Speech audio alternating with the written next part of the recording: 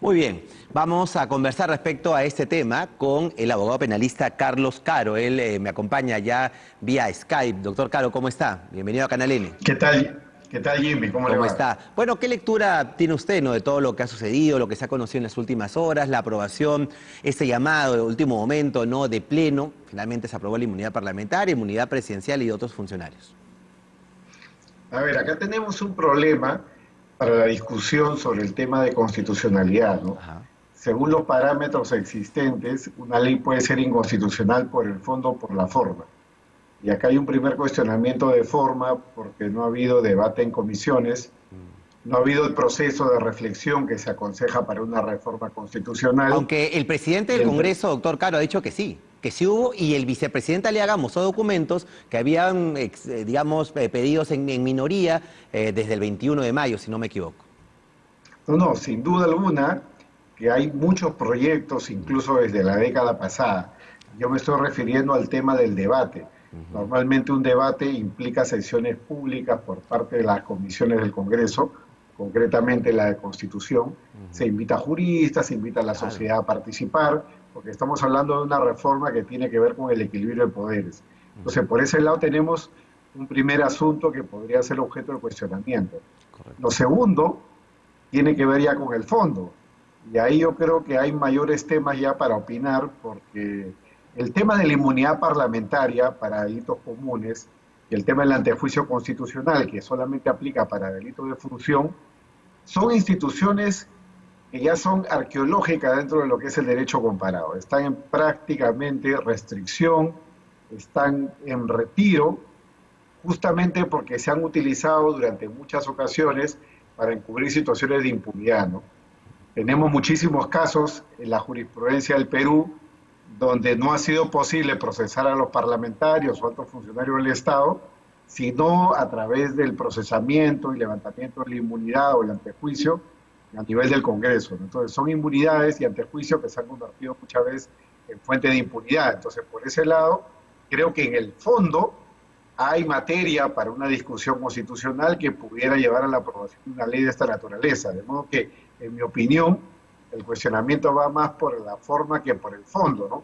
Ya luego podemos discutir aspectos muy concretos, eliminación de la inmunidad parlamentaria, pero con una fórmula que se ha incorporado en la ley que blinda, por otro lado, a los propios parlamentarios, diciendo que a raíz de la labor congresal prácticamente no se puede cometer delito, ¿no?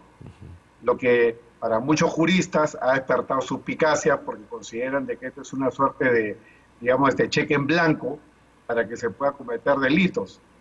Yo en lo particular, con mi formación de penalista, creo que eso es un error porque la Corte ha establecido en muchas ocasiones, me estoy refiriendo a la Corte Suprema, a la Corte Anticorrupción, que independientemente de este tipo de fórmulas que digan de que en el ejercicio del cargo no se puede cometer delito, lo que está claro es que ningún cargo te autoriza a cometer un delito, de manera que si hay un funcionario que trafica influencias o se corrompe, evidentemente va a estar fuera del marco de la Constitución. Creo que por ahí no hay mayores temores.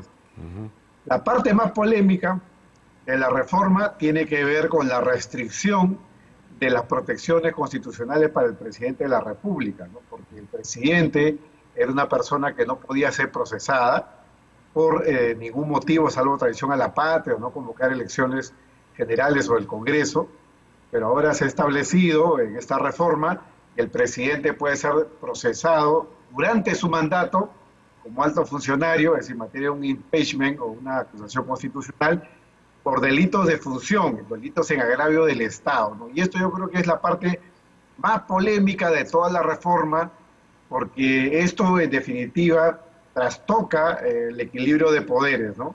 Tenemos por una parte al Parlamento pudiendo autorizar este tipo de investigaciones y tenemos por otro lado a la Corte Suprema que podría intervenir solamente con la autorización del Parlamento sin necesidad de que acabe el mandato, ¿no? Entonces, por poner algunos ejemplos, si alguno de los casos que se vienen investigando en el gobierno del señor Vizcarra prosperara a juicio del Parlamento y esta reforma se aprobara en esta legislatura que empieza hoy día, en teoría podría haber un antejuicio contra el presidente ya, ahorita, de inmediato, en el año 2020, ¿no? Y eso podría generar una nueva crisis política y nuevamente estaríamos en este punto sin haber hecho una reforma constitucional tras un debate profundo que es el que se esperaría en cualquier país democrático.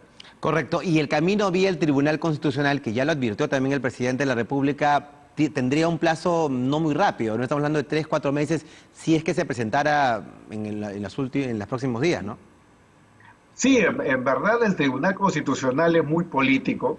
De hecho, la presidenta del tribunal ya prácticamente ha declarado hoy en día en varios medios de que esta es una norma inconstitucional, constituyendo desde mi punto de vista un innecesario adelanto de opinión.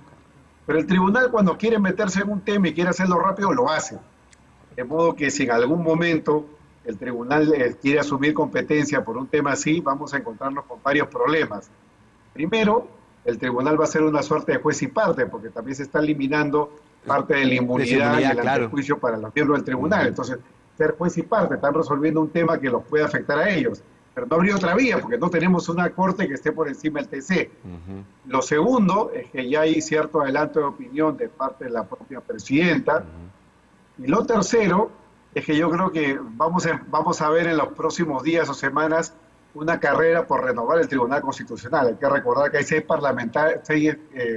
miembros del tribunal que ya tienen el periodo vencido, y creo que si el Parlamento, el Congreso entra en el juego político, lo que va a hacer, previendo de que el tribunal podría dejar sin efecto esta ley, declararla inconstitucional, es acelerar los nombramientos y que sean nuevos jueces los que vean el caso. Correcto. Ahora, doctor, ya para ir terminando, esta ley todavía no está aplicable porque tiene que haber en esta legislatura aprobarse, debatirse y aprobarse nuevamente. Después de que ya se vote y se apruebe, digamos, en esta legislatura, ¿cuándo empieza a ejercer, a funcionar? ¿Cuándo pierden la inmunidad los parlamentarios y el propio presidente? A ver, si esta ley se debatiera en la legislatura que acaba de empezar y se aprobara o se ratificara, en segunda votación con la mayoría reglamentaria, establecida en la Constitución, se aplica de inmediato. Es una ley de aplicación inmediata, los parlamentarios perderían la inmunidad por delitos comunes, pero siempre van a poder recurrir a esa muletilla que ha incorporado en la norma que dice que no son responsables por delito el ejercicio de sus funciones. Lo que, como ya también he mencionado, desde el punto de vista de la jurisprudencia puede ser entendido restrictivamente. Y en el caso del presidente, también de forma inmediata, podría armársele un proceso y llevar este tema a una acusación constitucional.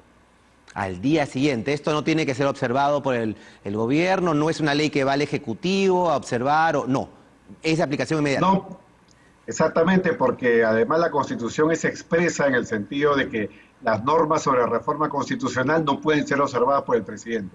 Correcto. Lo digo porque ayer el ministro de Justicia dijo lo contrario, pero hay norma expresa en la Constitución. Nos confundió a algunos. Muy bien, doctor, muchas gracias. Gracias, doctor Caro, penalista, por aclararnos un poco, ¿no? este tema con términos y palabras sencillas.